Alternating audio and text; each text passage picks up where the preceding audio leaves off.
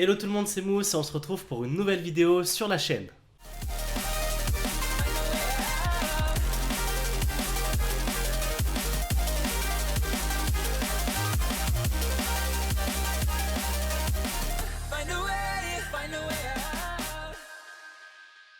Et aujourd'hui, je vais te parler d'un manga qui est de plus en plus connu, notamment grâce à l'anime, ça va être Tokyo Revengers. Tokyo Revengers, c'est tout simplement l'histoire d'un mec lambda avec une vie un petit peu merdique, j'ai nommé Takemichi.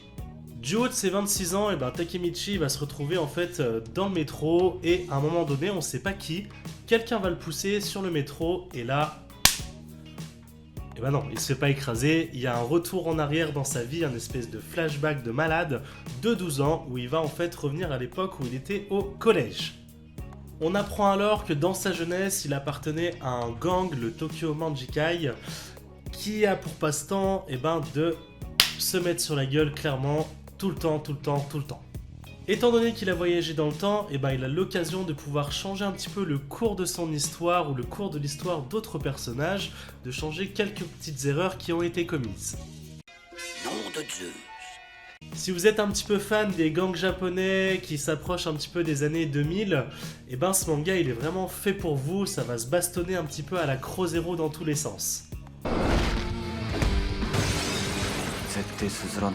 Alors le résumé, il est volontairement très court aujourd'hui.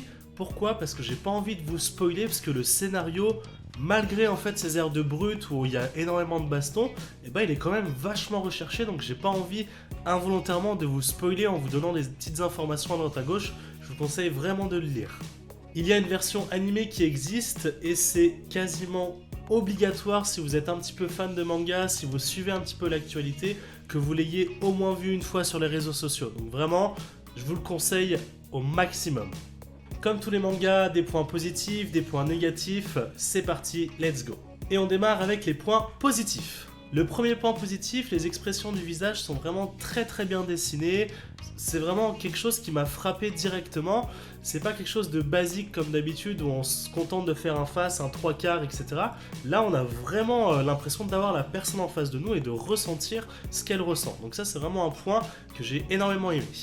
Le deuxième point positif, le scénario, il y a plein de rebondissements, c'est vraiment quelque chose de dynamique et on a une facilité à s'attacher aux personnages, qu'ils soient principaux ou secondaires.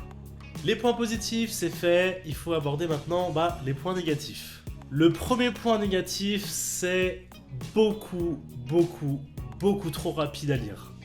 Le deuxième point négatif, et ça c'est vraiment quelque chose qui m'a énervé et que j'avais pas encore vu dans les mangas, tu vas avoir une espèce de page où tu vas lire en fait, il va se passer une action, ils vont te mettre une autre page blanche juste derrière, et juste après, ils vont te remettre une page avec la même action que tu viens de voir, mais avec un espèce de changement d'angle.